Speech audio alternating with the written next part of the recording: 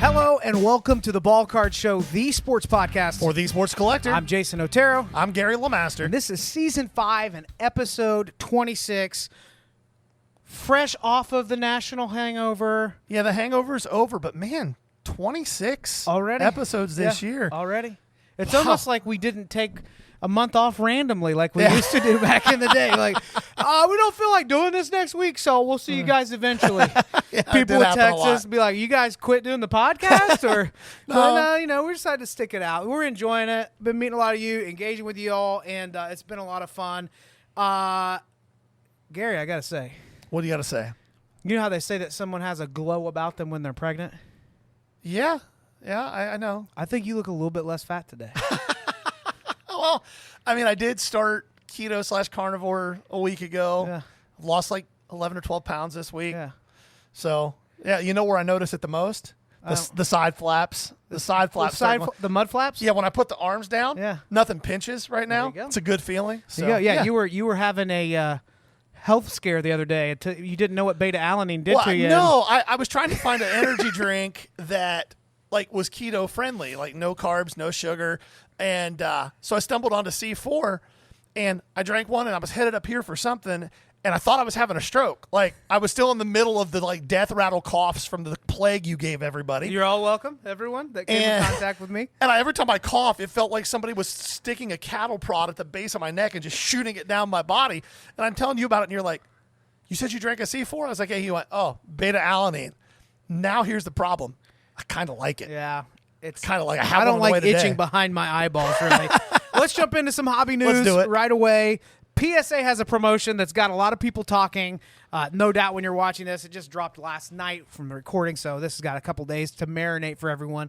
But essentially a special they're doing through August 31st, where rather than paying $75 a card for the regular service rate, you could pay $50 a card and get upgraded to a 10-day turnaround on the grade if, and only if, you agree on the front end that whatever grade this card gets, either way, whether it's a 7 or a 10, is going off to consignment for eBay through their through PSA for their eBay store. Yep, 99-cent starting bid. It's either a 5 or 7 day auction, and it rides. So if you think you have a 10 and it gets a 7 and it's on the auction block, you're toast because you're in for $50. Yeah, you're toast. They're incentivized to hand out more gems. Like, let's not pretend that the most profitable thing for PSA to do, which is would not be the most ethical, is, hey, if it's on these 10-day turnarounds, boys, if it has a chance at going to a 10, let's get a 10 there. Yeah. Because it's going straight to the auction block. Well, and here's where it gets real sticky. Like, we can say, and I've heard plenty of content creators say when they talk about PSA, especially the big names that are kind of tied in with PSA, well, they would never compromise their ethics for that, blah, blah, blah. Sure. And I'm even willing to give the benefit of it out there. But I will say is this. PSA, you're creating an environment where the perception of a lot of the things you're doing right now is going to lead to people drawing conclusions. Yep. If all of a sudden the gem rate does spike a little bit, it's real easy to say, well, here's why. Yeah. And this is a problem when anytime there's a monopoly of any kind, these are the kind of problems you run into. PSA, instead of being a grading company only now, is a company who is also an eBay consignment store. Mm-hmm. They're also a vault. They're also... Well, it's even some of the partnerships, like whatever PSA's actual involvement is with that graded grail repack, like their logo's going on it. So whether or not they're just saying, yep, you get the PSA seal because they're all ours, that's not how Jeff's promoting it. That's not how people are perceiving it. There are a lot of people that thought this was a PSA product. So yeah, well, and you end up with a situation where now, like we talked about last week, PSA is offering to buy cards directly when you scan it with your PSA app to check the pop report or anything else. Yeah, so what happens if the next iteration of this is, hey, you will get a shortened turnaround time and a cheaper grading fee if you're going to allow us to buy back that slab in whole at 80-85%. Now the gem rate's going to pop off only for those who spent that money to pay $50. it may not affect the gem rate as a whole, but I'd sure be interested to see the gem rate on those 10-day turnarounds. And it's unfortunate because even if that's not the reality, that's going to be the perception. Yeah. And I don't think it's a stretch to say that the only reason PSA would be buying cards is either they're going to offer their own repack product, which I think would be terrible for the industry, or they're going to start buying stuff and then trying to sell it through their eBay consignment area, and then they pocket the profits. I think there's a category C. I didn't think of it until you just said this. And I understand the reason they might be doing it. Okay, I want to hear what your thoughts are. So, in this regard, PSA is targeting the collector that primarily likes to rip. Okay. So, it is a way for people that rip higher volumes. Maybe they don't have a super defined PC, but they like to open the new product. And if it's a cool card, they hang on to it. But it's giving them a way to immediately churn through what they've opened and just get it on the marketplace. There are people who just rip wax. And if we see the direction that Fanatics is moving with a lot of things, you're going to see a lot more emphasis on opening the new product, chasing the debut patch, the all-star patch, or whatever. And so it is giving a turnkey solution, if you will, if you don't look too hard into the numbers, right? Of a way, as soon as I rip this stuff, I just want to send it off right away. And what's the other thing it's incentivizing? For those of you saying, well, there's no point in sending it off now, you're going to wait 3 months. If all you're doing is planning on selling it anyway and it's not your PC, in theory, it's a very convenient thing for the collector that rips wax. It is. I think, though, again, I just think it's problematic when a company whose main thrust of business for 35 years has been, we examine cards and have created a grading scale so that the general public can know the quality of the card that they're buying, and we encapsulate it. That's what they have generated revenue with for 35 years. And it's not like that revenue is slowing down. Sure. It's just getting bigger. Yep. There's a problem when the person who's supposed to be a impartial arbiter of condition is... By the way, you get $10 for those words. You like that? That was good. Like when somebody who's supposed to be an impartial arbiter. Arbiter. Yeah, when somebody is supposed to be that. I thought you said an arborist at first. No, that would be weird. When a person is supposed to be that impartial, like, judge, all of a sudden has a vested interest economically in how much these cards sell for. Yep. That's not the greatest look nor the greatest long-term business decision, in my opinion. Right. Yeah. So I don't know how much there was to add to that. But I don't disagree. It's like, you have like a long-standing pizza place that's known for having the best pizza in town, and they're like, I think we're going to do steaks now on the side. Now, do people want steak?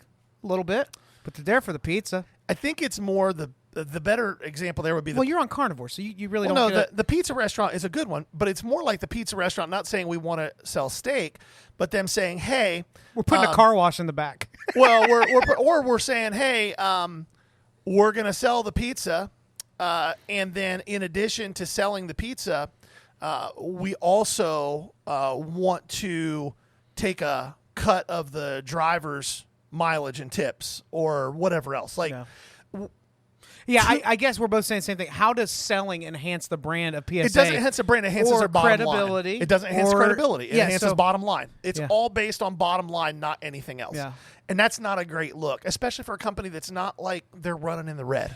I think what would have been more strategic for them would to be find a established consignor and just offer that handoff and build a valuable relationship there of like, hey, we're offering this new service, and we'll even do a bump up for the first 3 months on the turnaround time. Yeah. But it goes to this third party. Now, what remains to be seen is where these cards actually end up, how they sell.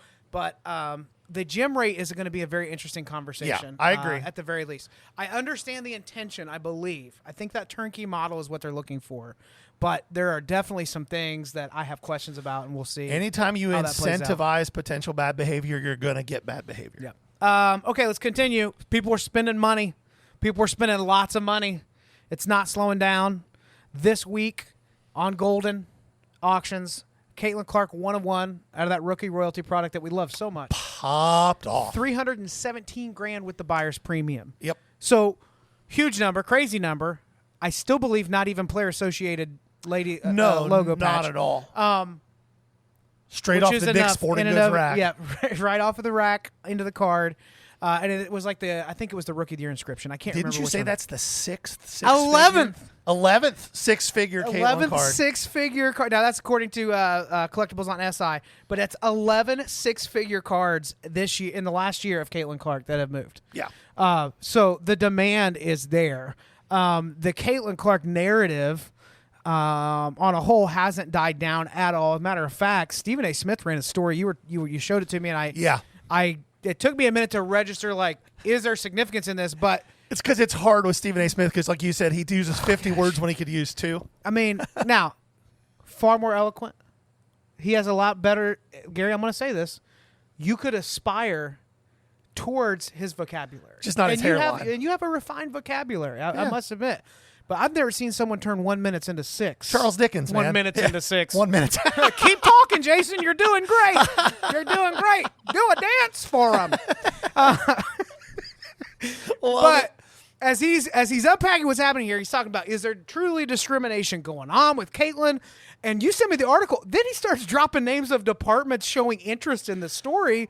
It's kind of crazy. So what he did was he covered, and this is why it's a big deal. This is Wall Street Journal. This isn't a Stephen A. Smith story. This is Stephen A. covering a Wall Street Journal. This is us covering Stephen A. Smith covering a Wall Street Journal. The 7 degrees of Caitlin Clark. So the Wall Street Journal ran an article basically quoting sources saying that the United States Department of Justice is examining whether or not to open an investigation into the WNBA's treatment of Caitlin Clark, which on its surface sounds absurd. It really does. Yeah, my first reaction was, bro, chill. Yeah, it sounds absurd. Calm down. However, when you look at, and this is something that Jason and I have talked about off pod a few times, and we've touched a little bit on it on the pod, but there have been long-standing discussions around the WNBA and the way that it's gate kept by the players and some of the fans even. There are real civil rights conversations taking place in the Department of Justice here, where the WNBA is ignoring the targeting of Caitlin Clark, both physically on the court and verbally off the court. That's the gist of the article, but the same way, and I said this a few weeks ago, and the Wall Street Journal guy said it too, in the same way that Michael Jordan massively elevated the NBA in the late 80s, Caitlin Clark is doing that for the WNBA now. Listen to these numbers. Since Caitlin Clark was drafted, overall merchandise sales for the WNBA are up 601%. Viewership has more than doubled. Team values, this is the big one, have tripled. Not just her team. Not just her team. Overall, team interesting. values have tripled. League Pass subscriptions have gone up 366%, and app engagement has gone up 613%. Yet, we've got situations where she is being, like, drilled and fouls aren't being called. We have situations where her teammates are having to physically confront people to keep it from happening. We have the league ignoring it. We have leaders in the league, like team owners, saying things like, she shouldn't have been Times Athlete of the Year. Like, it's not a pretty scenario, and it doesn't make business sense. And I think that's why this is happening. I agree with everything you're saying about it not making business sense and that people are just ignoring numbers right in front of them. But what I will also say is, I never cared if people were trash talking and hacking somebody that was really good in the league in the 90s. I don't think Caitlin loved it. I don't think loved it. I don't think Caitlin Clark cares. Yeah, I think that's an important piece of this. I don't think Caitlin Clark gives a crap at all. I think Caitlin Clark's wired that she's going to go out and do her thing, and you're not going to stop her no matter what you do. But the fact that this is garnering enough attention that we've got Justice Department officials examining it is that crazy. was a little surprising. It's crazy to me. It was surprising to me at that point. Something to just keep an eye on and keep a pulse on for that. Let's talk about a couple products that got released and then announced. Let's go announced first. I want to talk about another sale. Okay, you want to talk about another sale first? I was excited about this. Okay, talk about the sale then. I like this in contrast to all of the ultra modern people I do too. that are hyping up Caitlin's market. Talk it up.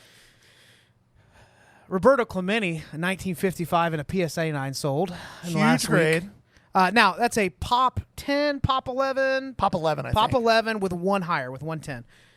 The PSA 9 just sold for $1.15 million. Yeah. And a little bit surprising, but also not. I've noticed a huge uptick in...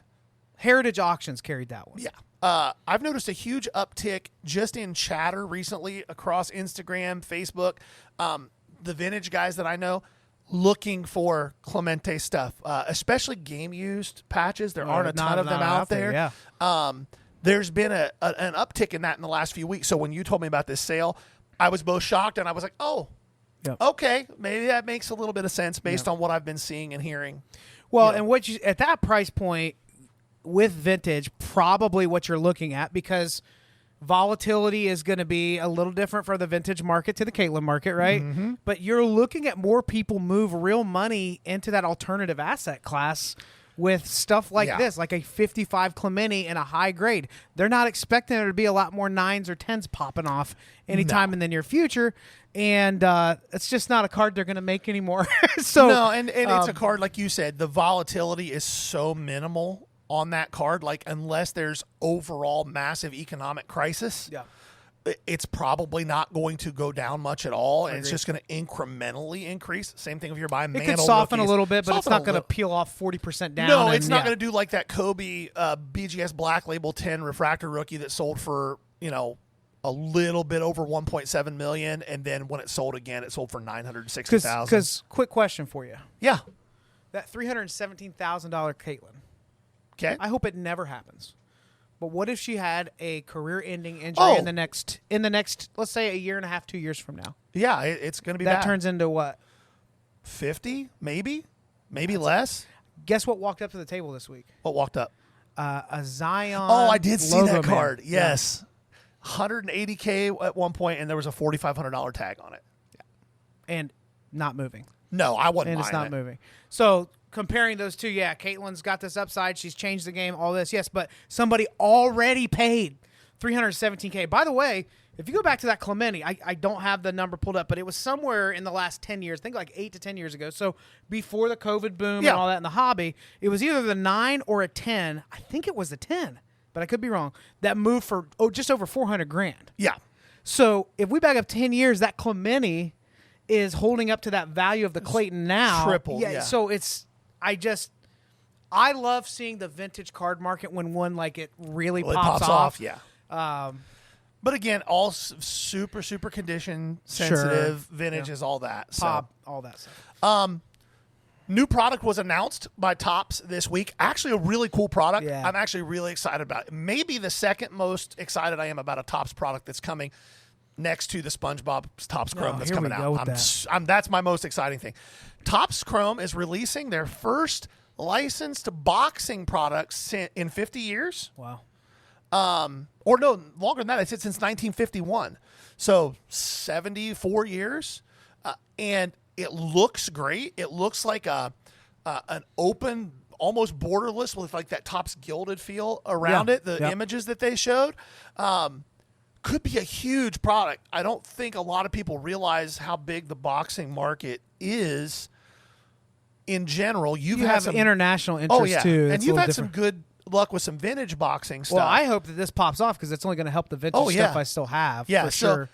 And I'm going to guess that it's a product that obviously I seriously doubt it will have retail SKUs.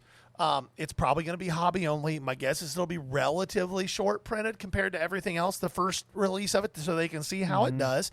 But you're talking about having like Tyson Fury autos, licensed Tyson Fury autos, and Mike Tyson autos, and stuff like that. That's going to be really good. I think they said 4 of the 5 major promotions are signed on to this. So differently from the MMA and the big 3, I think this product is likely one that targets the end user collector, the PC, a lot more than, even with UFC, you have got people that prospect rookies. Now, I'm sure that's still going to happen in the boxing, but boxing almost is like this pseudo celebrity / sport experience. And it has been for a super long time. Mm-hmm. So you have people that are more collecting a celebrity of sorts, so somebody built that out. Boxing is weird too. Like you find some of those sets that are like There's some like the 90s Browns boxing stuff that looks just like a base card, but it's never sold. Yeah. You throw that up and some dude in Australia buys it for $400. Yeah. Like it's happened to me before. Boxing has got some very devout followers. Yep. And people entering, so you have people that have been collecting memorabilia all these years, gloves, belts, all that kind of Now stuff. they can get cards. Now they can go get those card autos that are licensed. Yep. And it's not just the vintage guys. And they So- won't. Most of the boxing stuff that's out there right now, that's modern and ultra modern, the autos are sticker autos. I imagine there will be on card autos in this. I can't swear to that because I didn't read that deep into it, but I would guess that's the case. I mean, I still move the Tyson Fury Leaf stuff. Oh, Like, yeah. it'll No, sell for sure. me. I have one right now. That was the promo card that they showed in the ad. Was a Yeah. Tyson Fury Gold auto. It was a beautiful card. National Treasures football released this week. Yes, it did. Most of the big cards have been pulled. We've seen the 1-of-1 Penix, a few of the different 1-of-1 Bo Nixes I've seen. I didn't see the Shield yet, but there has been at least one 1-of-1 Jaden Daniels pulled. Shocking part to me, I figured it would be a 4K box. 2,500. 2,500. Right? Yeah. Still insane for what the product is. In my opinion, we've had that discussion before. If you're spending $2,500 on a box, there should never be a sticker auto in the product ever. Like that shouldn't happen. And then the other question is like, and I've noticed this across the board. It's Fanatics doing it too, but the vet list on these. Oh, it's so deep. So it's almost like they're like, well, this guy won a Super Bowl one time. But when that's one of the auto hits on a $2,500 box and it's a $30, $40 card, that's just tough to take. Yeah, you get your Trent It's Dilfer, tough your Brad to take, Johnson yeah. auto. So I still love watching the product, though. It's a fun one to watch rip. I don't see the – I mean, if I wanted I would buy the singles, obviously. But if I Right. was forced, I would probably get into a break. The problem is, like, even fractionalized, like, there's only huge. so many cards in Yeah. here, guys. Yeah, and you need to hit a decent one Yep. to recoup. So – but NT is out. The other thing I noticed, I made note of here is Topps Tier 1 is reintroducing the cut autos.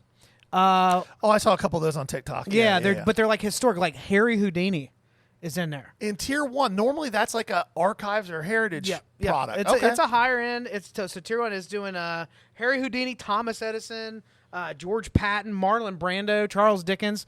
Now, here's what I can tell you. Yeah, a year or two ago, I'm making the same face as you. But now that I got that eBay money rolling in, like, that kind of stuff is so exciting to me because people, and I think there's more awareness around it now, but the non-sport, like, historic, I was crushing it with those Decision 2024 numbered cards. Oh, yeah.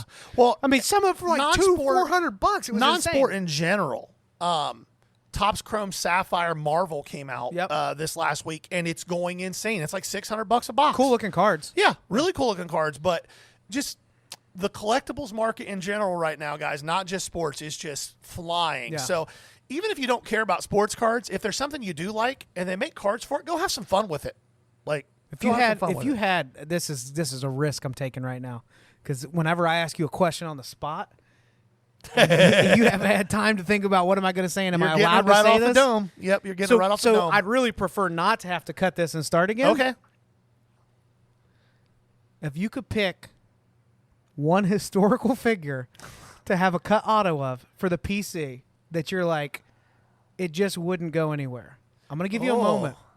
It's like, it's probably going to be valuable, right? You're opening a pack, and it's a historical. We got to say what, like the last 150 to 200 years? Yeah, we'll call it. I'm comfortable saying 100 years. Yeah. This is going to be a really weird one. I'm so scared. No, it's nothing to be scared of. It would probably be Jimmy Carter. Why is that? One of the few politicians in the last 100 years that I respect as a human being across the board. That was probably the last answer I was ever that's what I'm guess guessing that you it would was, have. but that's probably who I would pick. Now, some of my secondary picks might be a little more saucy, but Jimmy Carter would probably be the one that I would pick off the dome. Or, maybe a Oswald or somebody like that. Wild controversial Lee Harvey thing. Oswald, yeah. Yeah, I'll be following that because I do think some of those, like Ulysses S. Grant was mentioned on there. I think that Charles Dickens, but the Marlon Brando. If there's a Robert E. Lee, I might lot. have to grab it because that's family relation way back. All right, way back. There it is. Let's move on. Now I made a little note here for content creators. and I just don't know if you're in the right frame of mind for this, but I'm going to give you the floor if you want it. I'm in the frame of mind for it, and Okay. I'm going to try to be cognizant of our conversation prior to recording this podcast. Okay. I don't know that I'm going to be able to Hey, completely, but I'm going to just let this out. Words guys. are coming out of your mouth, not mine, Gary's. In the last week and a half, maybe 2 weeks, there has been an influx, and I don't know why, of new content creators on TikTok who I think have seen people in other niches do this shtick. And all it does in our space, all it does is confirm all the worst stereotypes about this hobby. If I see one more person with 7 teeth and no shirt on and hair that doesn't look like it's been washed or brushed in a month, roll out of their bed with their camera on and give a terrible sports card take to their 7 followers, I'm going to lose my mind. You feel better? I'll feel better when they stop making that awful content. So I would like to say that I will be offering discounts at my booth for anyone missing 7 teeth that will create content and tag it down below. As a matter of fact, With their shirt off, let's hasn't have brushed fun their with hair. this. I would like for you guys to emulate this and post video replies all through this video. I can deal with it just as for Gary. sarcasm. I can deal with it as satire. What I can't deal with it is a person who's actually serious. Hey, here. guys. Their close-up movement Hey. with the cam like this. All right, we got you. Can't take Just it. to be clear, none of this ever would have happened if you all wouldn't have complimented his hat.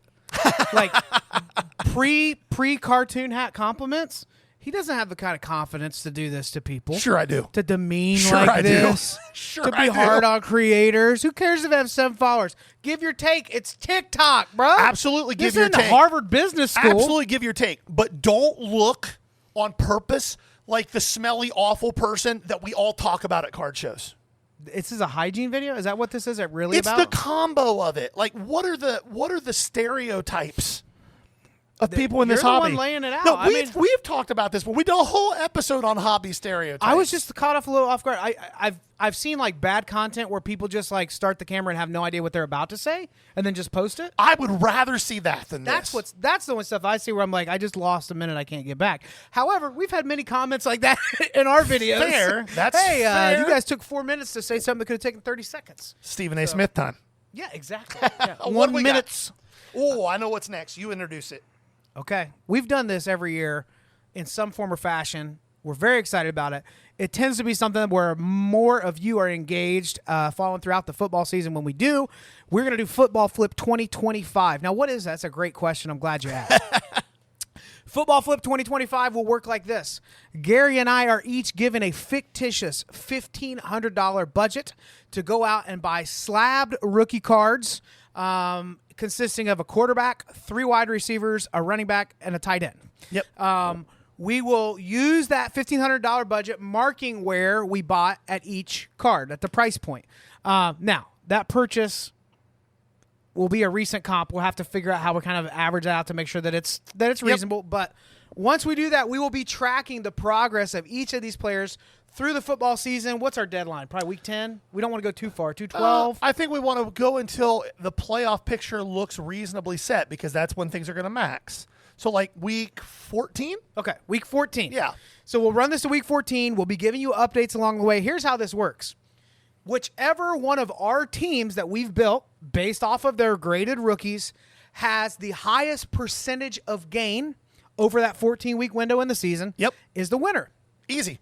Right? So where it gets a little more interesting is maybe you want to get a $400 true RPA. Yep. But then that means on a more obvious lock, you can afford the base PSA 10 Prism. Yep. Right? So follow us on this. The next few weeks, next week we're going to do that, and then we're also going to have an opportunity for you to get involved with it. We'll be announcing that next week as well. Well, because the loser of this, Yes, this is what's fun. much like a little bit like our challenge a couple years ago, the loser of this, whichever card the winner had the biggest percentage gain in, the loser has to go buy that card At the current at comp, the current comp for the winner. because they were too dumb to buy it when they should have. Yeah. Did So we explain that well? yeah, I think You so. think people are confused? No, I think it would be hard to be confused. I'm sure there will be some people who are, but They're just rolling out of bed anyway. Yeah, I think that it'll be a lot of fun. Next week, we will announce what our picks are, and then we will announce the way that you guys can get engaged with this and maybe get a little something for yourself. Get a little something, something. A little something. All right, I want to carry on the conversation we had last week on the pod. And we put a clip up. There was a lot of discussion about it. The immediate context at that point was we were talking about repacks, and you made the you said assertion. A broad stroke. You made the assertion about degenerate gambling. I said you're making too broad a stroke. We went back and forth if it's gambling, if it's whatever it is. But I do think it brought up a bigger conversation that I think we need to talk about. Because what I've noticed, especially when you boil this down and put it on socials and get it out to everybody, people have such a one frame of mind thought on how this is supposed to work based off of what they like the most. We all have a level of bias. Very little shades of gray. Right.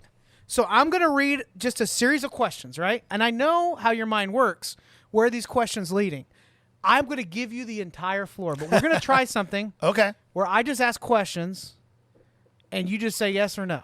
Okay. And Can just you do nothing it? more No, than no, that. no, Just yes or no? Yes or no. Okay. Okay. What we're trying to define here is what a collector actually is, okay? Okay. Because that seems to be what a lot of people are debating. Many people think collecting is only one thing. Many people think it can't be something else. So here we go. Do collectors buy singles? Absolutely. Yes. So we know that there are collectors that buy singles. Okay. Do collectors rip wax? Yeah. Okay, so there's collectors out there. They just rip wax. Do collectors join breaks? Yeah. Okay. All right. So they can buy a single. They can rip packs. They can join breaks. Do collectors join repacks? You've only given me two options here. You're already, see, you made it Yes. four. Yes. Yeah. Do they? Okay. Yes. If they don't, then it's a no. But yes. do collectors Yes. join repacks? Okay. Yeah. Okay. Do collectors set build? Yeah. And do collectors flip cards? Yeah.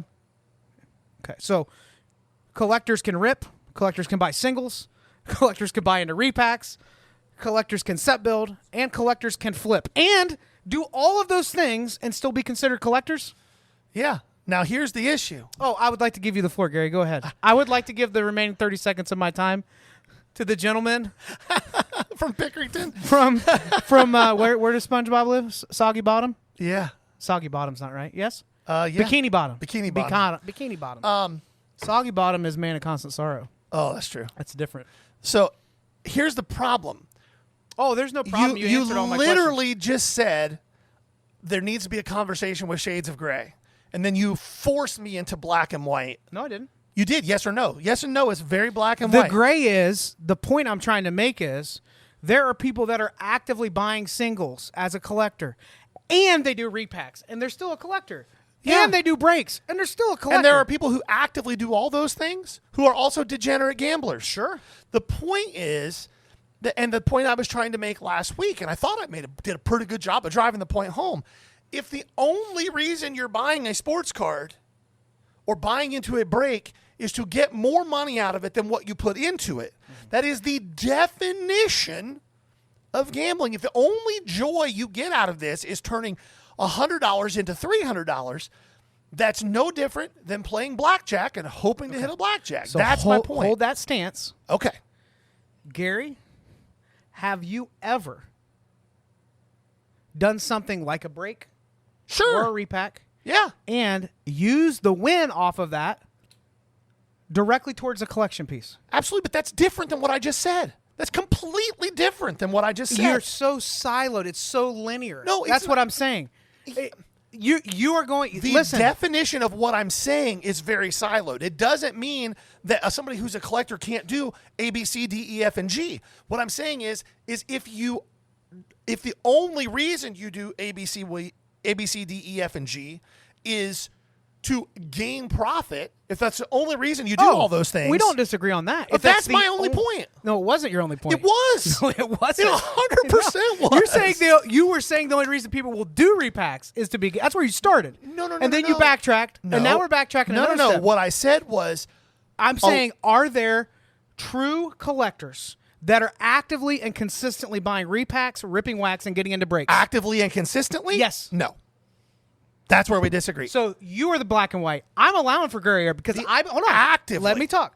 I'm saying that there are people who have a PC, they go buy those cards, they flip. I mean, you and I, before this was a full-blown business for us, the flip was part of the collectability hobby as well. Sure, but I flip so I can get this card, so I can go get that piece that I like, so I can do like it.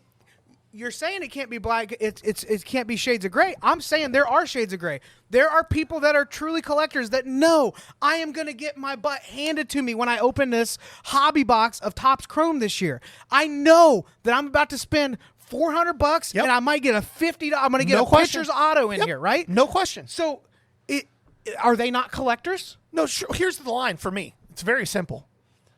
Do you have a display on your wall or a box in your closet that's the stuff you love that you get out and look at, and the only way it's going anywhere is if it's to upgrade part of that collection? Sure. If you have that in some way, shape, or form, whether it's 2 cards or 50 cards, then you're a collector. Okay, so if you have a PC, then it's not degenerate gambling to do a repack. Oh, it still can be. You obviously, if you have a gambling problem, you have a gambling problem. You can have a PC and have a gambling problem. Sure. My point in that whole thing last week. Let me cut to the chase because I like that I got you a little bit pissed because that's where I like to have you just like right on the edge of it. The point I'm trying to make is it is very easy for you and I, who are singles first people.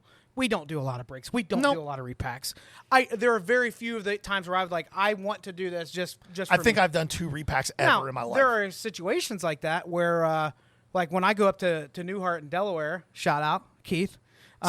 Keith always has really cool late 90s, early 2000s stuff. For me, I want to relive that experience of opening that stuff. Yes. And it's a different perspective than what you're saying of like, am I going to get more than the 150 I spent on this? Right. No, I'm there with you. I'm there with you on that. But you and I are got to be really careful because it's easy for the singles market dealers like us to immediately throw all these other ways that people collect into this just like, well, that can't be for the PC, so you're not a collector, it's a gambler.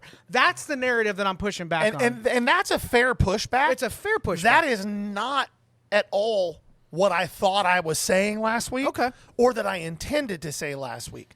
My point I thought was very clear. If the only reason you are buying a break, buying into a repack, buying a wax box, like if the only reason you're doing it is to turn $100 into $200, then that's not collecting. Yeah. That's gambling. That's my only point. I think 99.9% of people would agree with you. I think the problem is most people, when they have this conversation, say what you're saying, but they really believe everyone in a break is only doing it to make... Yeah, no, and that part, I agree with you. Because, like, what the intention behind that was, hey, we can break this up, and on a budget, we can open hobby. Like, when that idea was presented, super smart. For sure. Very collector-friendly. Hey, I only like the Dolphins. I only want the Dolphins out of this box. So, in principle, some of these things that we're so quick to say, it's only the flip, it's only the gamble, it's only the chase, that's where I want to push back and say, it may not be for me. Right, but I would also say that, like what you're talking about, ways that we can even, like, drill down into this more. If you're a collector, I only want the Dolphins in this break. How many random spin breaks are you getting into? Right. Like, yeah, so you can't be in the wrong room if you're claiming that's what you're my point. Yeah. Like, and with gambling, justification, trying to convince yourself of something that's a big part of being in the hamster wheel with that. Really important to note. This is really important to note. There are plenty of people who can responsibly gamble. I like to go to the casino sometimes and play poker. I can't get you away from the poker table or whatever else. I'm not using the rent money. I'm not whatever else. Same thing if I decide to rip wax. I don't do it very often, but if I do, it's with money that if it's gone, it's gone. Mm-hmm. And it doesn't have any effect on my life. We're not saying, and I'm not saying, that ripping wax is bad. I'm not saying that buying into a repack break is bad or any break is bad. I'm not saying that buying a single and hoping to sell it for more than you bought it for is bad. What I'm saying is that if the only reason you're doing X is Y, then that's just pure gambling. There's no collecting happening. And so speak to the people that are out of touch that use this as an excuse.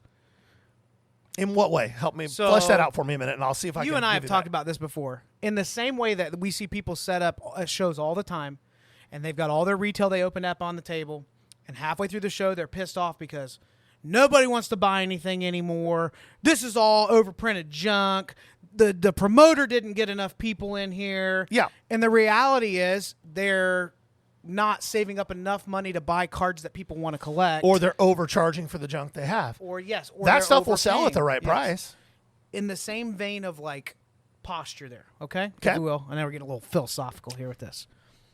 I think what is happening with the repack conversation, the wax conversation with breaking, the easy answer is, it's all just gambling. You're not going to get your money, blah, blah, blah, blah, blah, blah, blah, blah, blah. Yeah. I also want to point out once again, and I know you're not going to disagree with this, the ecosystem of the cards hobby, the sports card hobby, and the boom is also dependent upon people opening product. And engaging in repack. Now, how that plays out, I think is important. But if you went through our comment section in the last week, it was just like, it's all degenerates, bunch of losers, nobody, blah, blah, blah, blah. Yeah, but that card you bought at your last show, somebody opened it. Yeah. So it's just, there just seems to be, I think you're right on this, like this black and white, no gray area. I just want to say, I understand where you're coming from. If it's only for the money, then yes, you're gambling. Yes, that's my whole point. If you mostly buy singles, but then you get in breaks and repacks too, you're still a collector. Nobody it's like people want to put a label on somebody right away with that. It's getting out of hand, in my opinion. Yeah, my point again was simply that if you're only getting into a break and 9 out of 10 times you're selling the card back to the repacker anyway, sure. Like you go to the casino. Yeah. Like, just do that. Well, but what if there's gamblers that like cards? Well, then maybe, but I think a lot of times, and this goes back to, when we interviewed Alex from Collectors MD a month or so ago, which if you didn't check that content out, it's worth going and looking at. It relates to this quite a bit. There is a situation that occurs where somebody knows they have a gambling problem, but cards is different because you're getting something. It's not just a complete loss. And there's a monetary value of some. Yes. More so with a repack, like if it actually has a floor, you know what you're.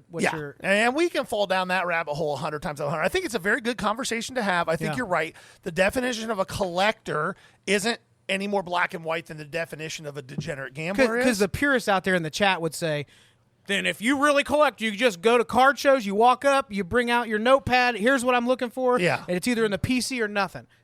No, that's not true. You don't get to define it like that either. So this is a conversation that people are trying to figure out what to do with this. I will say the people that are ignoring the fact that the presence of repacks, breaking, how much product is moving in, there are definitely downsides to this. Oh, for sure. But just removing those things does not make the hobby more pure. No, there's never been such a thing as a pure hobby. That's dumb. Yeah. That's a dumb thing. If you say that to people, you're dumb. You're probably rolling out of bed with 7 teeth in your mouth. Yeah. Right? Haven't brushed your hair in 3 weeks. Gosh, you know what's going to happen. You invited it. We're going to get floods of this. I didn't know you were going to go like straight to personal appearance and stuff right away. But absolutely. There's probably a dude with 7 teeth and like 500,000 followers on TikTok. We don't even know. We're about to get crushed. Love it. Let's get our follower count up from that. I don't particularly enjoy being a victim of verbal abuse all day long, but cyberbullying's real. Okay. Pop or drop. This is the part of the show where we bring up a name. These are all going to be preseason week 1 takes. Is this person a pop? Meaning value is climbing. Maybe hang on to this for a little bit, see what happens, or is this a drop and get out of here as quick as possible? This is a dumpster fire. Did I explain it correctly? You did. Let's run right down the list. The name that everyone is talking about, no doubt, Shadur Sanders performs 14 for 23, 2 touchdowns, and a celebration afterwards. Drop! I couldn't wait to get it out of my mouth. Go ahead. Drop. Like it. The Browns started this dude to showcase him, to trade him. That's it. They did not sign Tyler Huntley to a 2-year deal 3 days before because they're keeping 5 quarterbacks on the roster. Okay, I agree with everything you said. However, for those reasons, he might be a pop. No, if you have his stuff, get rid of it in the next week. So, does a trade potentially help his market? Where's he going to go? Where he's going to start? If he went somewhere where he would. If he went somewhere where he would, maybe. So, have there been any rumblings of where he might end up? No, not yet. The most Cleveland thing to do would just be to hang on to him and play him like every other week. Keep 5 QBs on the roster? It's Cleveland. Makes no sense. I don't disagree. I think that ultimately this is a drop, but the caveat is you probably have another week or two of a little bit of excitement to. No, absolutely. His market did not go down after his appearance. No, that's true. It definitely went That's up. true, but don't buy right now. That's my point. Yeah. He's not. That's why he's a drop. Like you should be selling, not buying. But if he landed somewhere, like this is like the only situation we have like this where it's a little bit interesting to see what happens. Now, there's been rumblings, but nothing else. Let's talk about New Orleans, what they have going on. Spencer Rattler. Drop. He looked awful. Bad. And what's fun is for 2 months, people have been asking for him. People have been buying him like crazy. He looked terrible. Yeah. Drop. Tyler Shuck. He's a pop. I think he's going to be their starter. We did him in pop and drop a few weeks ago, and after what we just saw in first preseason game, even more so. He threw one terrible pick. It was a truly, well, I shouldn't say terrible pick. It's a ball that shouldn't have left his hand. The defender did make a hell of a play on it, but then he also threw a 60-yard dime into double coverage where the receiver got behind guys and just hit him in stride. I think he's going to be their starter, and he's going to be cheap early. But I mean, I don't have anything to disagree with you on. Okay. And that's kind of what I'm trying to do today. So if I don't have something to disagree with, We're we'll just just go going on to the next. next one. Caleb Williams. I think he's a pop right now, as I much do as too. I hate to say I it, do too. because I still am not a huge fan. His market hasn't risen as much as the other guys have. And there's a lot to like in Chicago. There really is. Yep. They put more around him. Yep. I bought a couple of nice ones this I haven't weekend. been paying as close of attention, but I've seen a lot less of him being a pick-me in the media. Yeah, I think he little may more have about the learned some football now. lessons last year. He may have learned a few things. Yeah. I'll do the next one. It's a pop for me, and I'm buying him whenever I get a chance. Now, is there a little bit of Homer fan base for the college? Whatever, yeah. But I do think Justin Fields has a big uptick this year. He looked great week 1 in the preseason. And it looks like they're going to let him go and do his thing. Well, and the most impressive thing to me was 2 things, really. One, he looked good throwing the ball. 4 of 5 for 42 or so yards, and then he had a 13-yard scramble for the touchdown on his one drive. But here was the thing that was really exciting to me, and it's a little thing, and it's a football coach seeing it thing that a lot of people may not notice, but it means that the entire offensive staff is congealed around the idea of letting him be who he is. On the touchdown run that Justin Fields had, did you see why it was successful? The receiver realized he had looked back and saw Justin Fields scrambling, and he faked the ball coming. Oh, cool. And the corner never turned around because he saw this dude's arms come out, and Justin Fields just follows them both in the end zone. That means that those guys are being coached to do that, and that's really exciting from that standpoint. So and that division this year. not great. Yeah. The Patriots might be pretty good. We don't have Travion Henderson on this list, but they'll take a step up for sure. Travion Henderson looked real good. The Bills are going to bill. You know? Yeah, the Bills are going to win that division. All right, so pop for both of us on Fields. I did pick up a day one. What was that? The 25. That was a cool little auto. And I grabbed a Caleb Williams. Was it passport case hit? Yeah. Grab one of those at the last show. So I'm a big enough pop that when we say pop, we're actually buying if we can get them right. Yep. I bought a couple. I got a green ice too. I just realized that. Yeah, I bought a couple of Caleb's this weekend too. Okay. Up last on our pop and drop segment, the one that's been talked about the most, we said, hey, we're going to find out pretty quick. Caveat being week 1 preseason football is not the time to make all of your decisions. However, J.J. McCarthy, who everyone has been fanboying like crazy this offseason, so much so they've been paying up. Drop. He's been a drop for me all along. He's going to stay a drop until he does something that tells me he's going to be anything more than meh. With the weapons that are around him, he should not be meh. And that's what we got week 1. He looked fine on short stuff. I just don't think he can drive the ball downfield consistently with accuracy. Again, and I've told this to anybody that I've talked to about this kid, very few times will you hear me say that I hope I'm wrong about a kid. If you're a longtime listener to the pod, you know my disdain for Zach Wilson and my rooting against him. J.J. McCarthy is the exact opposite. He seems like a great kid and a great leader and a kid who wants to be good. If his market was where Michael Penix's is or where Caleb Williams' is? Yes. Agreed. Is it a different conversation? Yes, absolutely. This is 100% So the market pop or related. drop, when we do this, we're talking about where they're priced right now and where we're projecting that to be. So someone can be decent, an average starter quarterback with some real great weapons, but if they're already priced in like they're going to have 30 touchdowns. Yeah. It's just hard to win a Super Bowl or win a Rookie of the Year, which you can't do. So you'd be moving off of the JJ stuff now? I would be moving off of the JJ stuff. I've been moving off of JJ stuff. As soon as I get it, I hope it sells the same day if I buy it. Now, I do see him as a quarterback that can develop. I really do. Sure, but the quarterback game in cards, especially if you're flipping them, is not hold for 2 years and hope. Sure. That's not that. Occasionally you get somebody. I'm a little bit that way with Will Howard right now. I think if Will Howard doesn't have to play for 2 years, he can be a really good quarterback. So buy his stuff now and hope. But guys like J.J. McCarthy, where their market's already dumb. Mm-hmm. So it's a drop? It's a drop. Pop or drop has been completed. Up next, low and liquid. And then Gary has like some late season lookout for you. This low and liquid is a little different from others. In the past, I've been showing sets. What I want to do is be mindful of timing, too, for the market, as that's a big part of the low-end market. I want to tell them what the big mistake I made last week. I can't believe I didn't mention this last week. I was looking at some slow sales on eBay, and I'm thinking, man, what I've been putting up is the right stuff. It's the right timing for the stuff I'm putting up. I've been increasing the average value per card a little bit over the last 2 months. What is happening? Finally, a buyer sends a message, hey, if you're willing to ship this eBay standard envelope instead of $5 shipping, I'll buy it. I'll buy it full price. I start messaging back, you stupid idiot. There's no way, blah, blah, blah, blah. And then I realize I'm the stupid idiot. There's a stupid idiot. It's me. I had on my Card Dealer Pro account in my templates 3,000, 4,000 cards ago. Had selected $4.99 shipping for some stuff that was over $20. And every card thereafter that it was listed did that. So make sure you check your shipping template on that. But we got that up and running.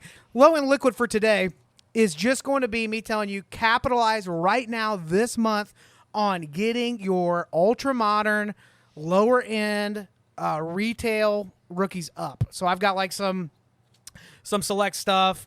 I've got some prism, but like a prismatic, like a base prismatic Brock Bowers rookie. Select by the numbers, Caleb Williams. These are two cards that I'm typically in no hurry to throw up on eBay. I know they can sell, but for the next 6 weeks or so, they will sell quickly. And those are fast at $249, right? I mean, it's $2 to $3, probably $249, but you'll be able to move a lot more of them. Time it up. So if you have a backlog of inventory, what goes up next? Now's the window, because by the time you get to week 3, 4, or 5, the nicer, the higher end products are now in there. You have more numbered stuff. You have more variations. This is less exciting. You have to capitalize on the timing. So low and liquid. Get the ultra modern rookie stuff up now, especially the lower end of that $2 to $3 stuff. If you wait a little bit longer, it's going to be harder to sell, or you'll be overpriced off the market. All right.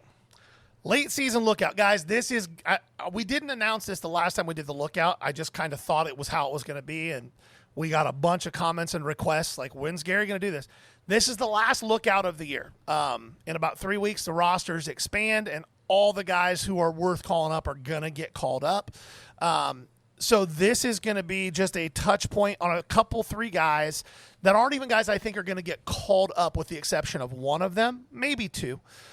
But they are guys who, from a market standpoint right now, are still quite attainable, and they have jumped dramatically across the board in all of the major top 100 rankings. So we're going to touch on 3 guys, try to get this in about 5 minutes here. And then once this is done for the year, always feel free to drop comments or ask questions about guys. I'll answer any that I can.